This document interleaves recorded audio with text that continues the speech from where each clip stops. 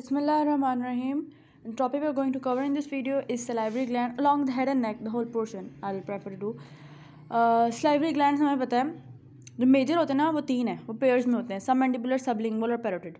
Minor हैं वो they consist about 450 glands और वो डिफरेंट जगह डिस्ट्रीब्यूट हुए हैं. सब माइनर ग्लैंड्स के डिसऑर्डर में सिस्ट एंड ट्यूमर बन सकता है, लेकिन सबलिंगुअल जो इंपॉर्टेंट है वही वाले डिस्कस करेंगे. सबलिंगुअल में रेनुला, सबलिंगुअल जो ग्लैंड है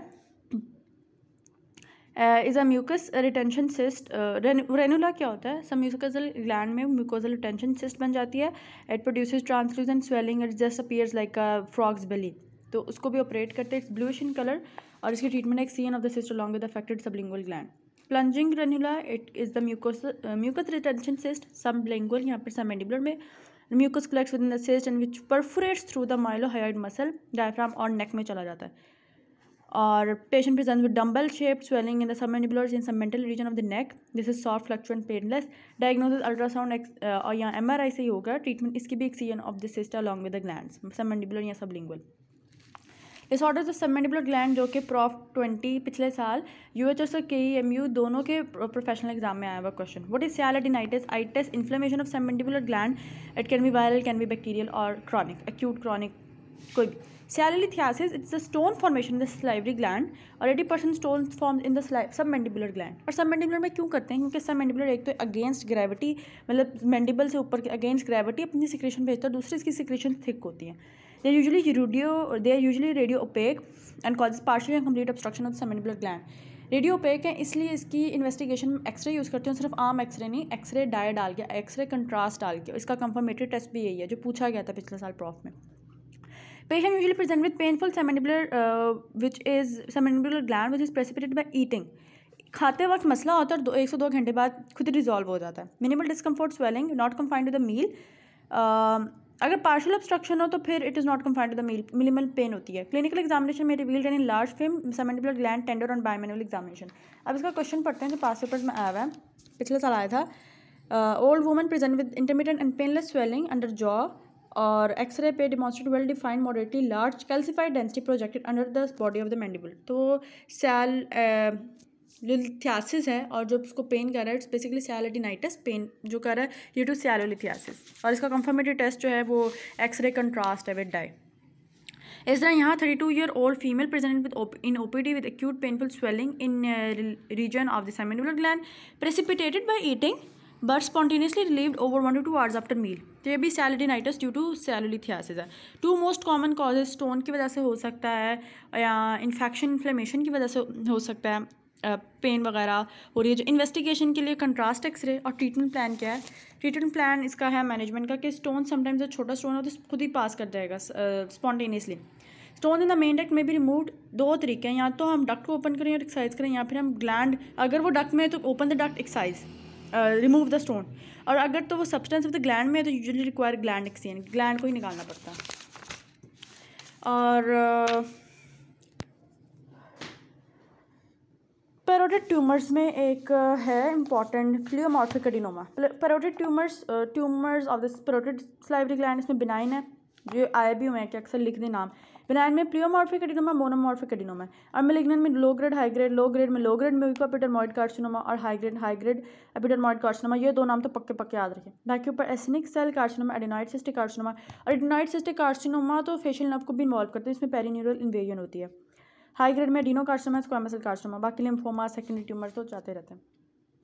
प्लियोमॉर्फिक एडिनोमा में होता यह है कि एपिथेलियल सेल्स और स्ट्रोमल सेल्स दोनों. स्ट्रोमल्स में मेसोडर्मल एलिमेंट से निकलने वाले मायोपिथेलियल सेल्स दोनों बहुत ज़्यादा प्रोड्यूस होते हैं. और ये मिक्स सेल ट्यूमर है. It contains epithelial mesodermal element. The mesodermal part arise from myoepithelial cells which is a contractive cell tissue surrounding the tubules and they usually involve the superficial lobe. लेकिन deep lobe को भी involve कर देते हैं. Superficial और deep क्या है? Lobe. हम कहते हैं फेशियल नर्व पैरोटिड के दरमियान से गुजरती है, ठीक है, दरमियान से निकलती है, लेकिन फेशियल नर्व उसको सप्लाई नहीं करती. तो जो पार्ट फेशियल नर्व के मीडियल होता है वो डीप कहलाता है और जो पार्ट पैरोटिड ग्लैंड का फेशियल नर्व के लेटरल होता है, मतलब स्किन की तरफ होता है, वो सुपरफिशियल कहलाता है. तो ये सुपरफिशियल को ज़्यादा इन्वॉल्व करती है. और slow growing swelling, it's basically a slow growing swelling over the angle of the mandible. Raised ear lobule, soft tissue swelling होती है over the zygomatic arch.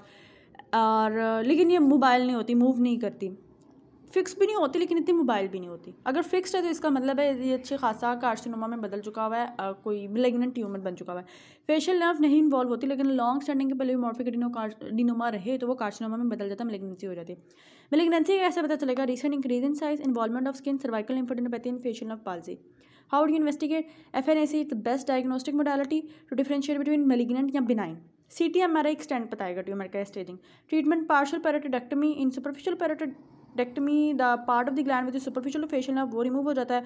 Enucleation is avoided, क्यों? Because it leads to recurrence. और pleomorphic adenoma different ना, ऐसे clumpy shaped होता है, तो उसके सारे पार्ट्स रिमूव करने पड़ते हैं, इसलिए पूरा उसको एक एक पोर्शन निकालना है। इन्यूक्लिएशन सिर्फ सिंपल अंदर वाला पार्ट नहीं, पूरे उसके आइलैंड्स को कम्प्लीटली रिमूव करना होता है, वरना रिकरेंस हो जाती है। Malignant tumours of the parotid gland बताया, low grade acinic cell adenoid cystic carcinoma, और low grade mucoepidermoid, high grade adeno carcinoma, squamous cell carcinoma high grade. जो एडिनॉइड सिस्टिक है उसका, जिससे मैंने पहले भी बताया कि facial nerve is involve most commonly in adenoid cystic carcinoma because it has greatest incidence of perineural invasion. Finding clinical feature वही है, हार्ड स्वेलिंग अब होगी, नॉन मोबाइल फिक्स, सर्वाइकल लिम्फोडेनोपैथी और फेशियल पाल्सी। FN इससे आप पता लगा सकते हैं कि बिनाइन है, हाई ग्रेड है, लो ग्रेड है, बिनाइन है, मेलिग्नेंट है। CT-MRI से you can know the extent of the tumour, ये बाकी उसकी स्टेजिंग है। फ्रे सिंड्रोम, फ्रे सिंड्रोम में क्या होता है कि जो ऑरिकुलोटेम्पोरल नर्व पैराटिड ग्लैंड को सप्लाई करती है, parasympathetic fibres of auriculotemporal nerve जो प्लेक्सिस से आते हैं, which supply to the salivary gland, they regenerate inappropriately, और वो क्या कर देते हैं, वो स्किन को जाके प्री ऑरिकुलर स्किन के स्वेट ग्लैंड को जाके वो सप्लाई करने लग जाते हैं। जब भी इंसान खाना खाने लगता है, बजाय इसके कि सलाइवरी ग्लैंड से सलाइवा प्रोड्यूस हो, तो स्वेटिंग प्रोड्यूस होने लग जाती है बाय द टेस्ट और smell of food. Thus sweating is stimulated in place of salivary gland. How can you prevent it? Sternocleidomastoid का flap लगा दें between skin and parotid gland. Temporal fascia का flap लगा दें, या insertion of artificial membrane between the skin and the parotid bed ताकि innervations minimize हो सके. Antiperspirants देते हैं, denervation of the tympanic neurectomy, और injection of botulinum toxin, botox injection भी skin को लगा सकते हैं for the treatment. ये दिखाई हुई है Stensen's duct that is 5 cm long of parotid gland. Tumours of oral cavity, pre malignant lesion, erythroplakia, leukoplakia और oral submucous fibrosis, chronic hyperplastic candidiasis caused by candida albicans, बहुत ज़्यादा produce dense white plaque particularly around the commissures of the mouth. और candida क्यों इतनी खतरनाक इन लोगों में होती है, स्पेशली जो इम्यूनो कम्प्रोमाइज होते हैं, HIV, कीमोथेरेपी पे, डायबिटिक या स्टीरॉयड थेरेपी पे हो। ऑरल कैंसर ज़्यादातर टंग का आया हुआ है क्वेश्चन पास्ट पेपर्स में, और ये तो हर जगह हो सकता है, lips, tongue, floor of mouth, alveolus, retromolar, trigone, buccal mucosa and palate. Squamous cell carcinoma mostly squamous cell होते हैं and they can spread into the cervical lymph nodes. Cause tobacco smoke, paan chewing, paan या beetle chew करने का कोई भी scenario है तो वो सबम्यूकोजल फाइब्रोसिस की तरफ लेकर जाता है, और वो सबम्यूकोजल फाइब्रोसिस आराम से it leads to squamous cell carcinoma. Alcohol intake, erythroplakia, hyperplastic candidiasis, ill fitting denture, तो सारे इरिटेंट हैं जो कि इरिटेशन कॉज करते हैं, दे कॉजेज डिस्प्लेजिया, मेटाप्लेजिया, फिर cancer. Common features, they may the growth which may ulcerate और bleed, cervical lymphadenopathy, difficulty in swallowing, unexplained tooth mobility, tooth जिनको मूव नहीं करना चाहिए वो मूव करने लग जाते हैं, और टंग जिसको आराम से मूव करना चाहिए लेकिन वो रिस्ट्रिक्टेड हो जाती है। Trismus, reduced opening of the jaws, जो कि टेटनस वाले में भी हो जाती है। हाउ डू इन्वेस्टिगेट FNAC, और FNAC अगर कंक्लूसिव ना लिख रहे तो you can go for incisional biopsy. X-ray क्यों? उनके ये बोनी इन्वेजन करते हैं, तो बोन में देखने के लिए उसकी extent x-ray will be helpful. MRI CT to visualise the extent, TNM staging भी इससे हो सकती है। और बाकी ट्रीटमेंट लिखी हुई है, लिप कैंसर है तो अगर लेस दैन 2 सेंटीमीटर है you can just go for excision. अगर 4th स्टेज है तो फिर आप एक्सीजन के लिए क्या क्या काटेंगे। फ्लोर ऑफ द माउथ पे है, it usually involve the ventral surface of the tongue, तो surgical excision usually required anterior glossectomy, anterior 1/3 काट देते हैं विदाउट रिकंस्ट्रक्शन। लेकिन अगर ज़्यादा काटेंगे, ज़्यादा कैंसर फैला हुआ है, small tumours of floor of the mouth can be manage by simple excision. Reconstruction of mandible defect can be perform by using bone graft from fibula या इलियक क्रेस्ट। अगर ज़्यादा है, उसने टंग को भी और मैंडिबल को भी इन्वॉल्व किया हुआ है, तो फिर मैंडिबल को भी रिकंस्ट्रक्ट करेंगे और टंग को भी रिकंस्ट्रक्शन के लिए उसका मसल ग्राफ्ट ले सकते हैं। Buccal mucosa, lower alveolus etcetera. Metastatic cervical lymph node, हर जगह के तो मेटास्टेटिक जो भी स्प्रेड होता है कैंसर का वो सर्वाइकल लिम्फ नोड में ही जाता है। तो different cancers like gastric cancer वो विट्रोस लिम्फ नोड में जाता है, कोलोरेक्टल कैंसर, लिवर कैंसर, जिसके सारे ACE AFP ट्यूमर मार्कर्स हैं, तो they cause metastatic cervical lymph node. Next जो चैप्टर है नेक स्वेलिंग का, उसमें है differential diagnosis of the neck lump. अब नेक लम्प को हम देखते हैं मिड लाइन स्वेलिंग और लेटरल स्वेलिंग। मिड लाइन में थायरोग्लॉसल डक्ट जो अक्सर याद रहती है उनकी बात करते हैं, thyroglossal duct, lymph nodes, lipoma, sebaceous cyst या dermoid cyst. Low mid line में थायराइड की तो swelling is so common. Lateral neck lumps में सिस्टिक हाइग्रोमा, ब्रेकियल सिस्ट यहाँ बनी हुई है, branchial cyst, pharyngeal diverticulum, skin line, solid में लिम्फ नोड्स, स्टेनोक्लीडम मास्टॉइड का ट्यूमर, करोटिड बॉडी ट्यूमर जिसे पोटैटो ट्यूमर कहते हैं, और स्किन लाइन। ज़्यादातर कहता है 50% neck swelling originate from thyroid gland, वही हमारी वाली बात के ज़्यादातर होता ही थायराइड का। ब्रेकियल सिस्ट क्या होती है? It's basically vestigial remnant from second brachial cleft, it's line by squamous epithelium, और वहाँ पे एक सिस्ट बन जाती है रेमिनेंट में। It contains thick turbid fluid full of cholesterol crystals, it's fluctuant and non transilluminant. Ultrasonography is helpful and it may become infected, तो उसको एक्सरसाइज ही करना पड़ता है। और ये ल्यूडिग एंजाइन है, नॉट सो इम्पॉर्टेंट, बट पता होना चाहिए कि सेलुलाइटिस ऑफ सबमैंडिबुलर स्पेस का होता है। स्ट्रेप्टोकोकल इन्फेक्शन या एनारोब, तो उसकी अब स्ट्रेप्टोकोकल एनारोब क्या, अगर अंजाइना सिर्फ अभी पेन है, सेलुलाइटिस हुआ है, तो आप एंटीबायोटिक दो, स्ट्रेप्टोकोकल ग्लैम्प्लिसिन और इसके लिए मेट्रोनिडाजोल। लेकिन अगर एब्सेस बन गया तो उसको इंसिजन एंड ड्रेनेज कर दो। Cleft lip palate, cleft lip अगर प्रॉपर्ली फ्यूजन ना हो, प्रॉक्सिमल जो प्रोमिनेंस है, nasal prominence, medial nasal prominence के साथ लेटरल नेजल प्रोमिनेंस की प्रॉपर फ्यूजन ना हो तो क्लेफ्ट लिप बन जाता है। इसी तरह अगर क्लेफ्ट पैलेट हो, मतलब failure of the palatal shelf to fully together, to किसी भी साइड का, एक साइड का हो या दोनों साइड आ नहीं सकता, प्रॉपर्ली पैलेट नहीं क्लोज हो सका, तो एक क्लेफ्ट लिप कहलाता है। Genetic factor, environmental, multifactorial, maternal epilepsy, steroid, diazepam या फिनिटोइन इनटेक, और अगर during pregnancy folic acid intake अच्छा रखा जाए तो इससे बचा जा सकता है। क्लेफ्ट लिप क्लेफ्ट पैलेट से क्या होगा? Aspiration, pneumonia, nasal regurgitation, feeding difficulties, cosmetic या एयरवे ऑब्स्ट्रक्शन।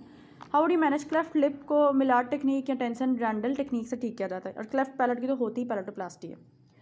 लिप और पैलेट की टाइमिंग क्या? लिप को आप 6 मंथ्स के अंदर अंदर उसकी आइडियल टाइमिंग है, उसको करेक्शन करवा लें, सर्जरी करवा लें। पैलेट की विदिन 8 मंथ्स। अगर किसी बच्चे को क्लेफ्ट लिप और क्लेफ्ट पैलेट दोनों है तो फिर उसकी 6 मंथ पे क्लेफ्ट लिप की सर्जरी करवाएं और 3 मंथ पे 2 स्टेज में उसकी सर्जरी होगी, पैलेटोप्लास्टी होगी। और फिर ये मैक्सिलोफेशियल इंजरीज़ हैं, लेफॉर्ट 1, लेफॉर्ट 2। लेफॉर्ट 1 में अपर एल्वियोलस पैलेट से सेपरेट हो जाता है, अपर एल्वियोलस और पैलेट जो है बाकी फेशियल स्केलेटन से सेपरेट हो जाता है। लेफॉर्ट 2 में एक पिरामिडल इंजरी बनती है जो कि पूरा involve the orbit running through the bridge of the nose, orbits के फ्लोर, और ethmoid bone whose cribriform plate में भी फ्रैक्चर। तो इस साइड से लेकर bridge of the nose, orbit के फ्लोर और क्रिब्रिफॉर्म प्लेट के उस पर भी फ्रैक्चर हो जाता है फ्लोर पे, तो it can cause CSF rhinorrhoea.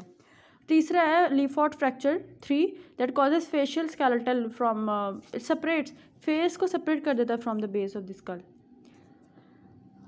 और treatment follow ATLS guideline, immediate attention to pay to restore airway, analgesia, antibiotic और associated intracranial injury should also be address. Orbital blow fracture, कोई भी चीज़ आँख में बच जाए, जोर की, क्रिकेट बॉल वगैरह, hard ball, it is cause by direct trauma on the eye ball due to punch which pushes the orbit in backward direction. अब बैकवर्ड डायरेक्शन आई बॉल तो पुश हो जाता है नीचे, मैक्सिलरी एंट्रम वो भी इंजर हो जाता है। उस इंजरी की वजह से आई बॉल जो है वो ऑर्बिट से निकल के आई बॉल नीचे की तरफ लग जाता है, विच अपीयर्स इन ऑफ थैलेमोस या डिप्लोपिया, और urgent treatment is and referral is needed. Lower third fracture, mandible का फ्रैक्चर हो जाए, जो कंडाइल इसका वीकेस्ट पार्ट होता है, most common fracture side RTS में हो जाता है, उसको ATLS से मैनेज करें। फ्रैक्चर में भी मैनेज बाय क्लोज या ओपन टेक्निक और इंट्रामैक्सिलरी फिक्सेशन इज अप्लाइड, और मैंडिबल को रिस्टोर किया जाता है। ये बेसिकली डेंटल काम होता है, मैक्सिलोफेशियल का ही होता है।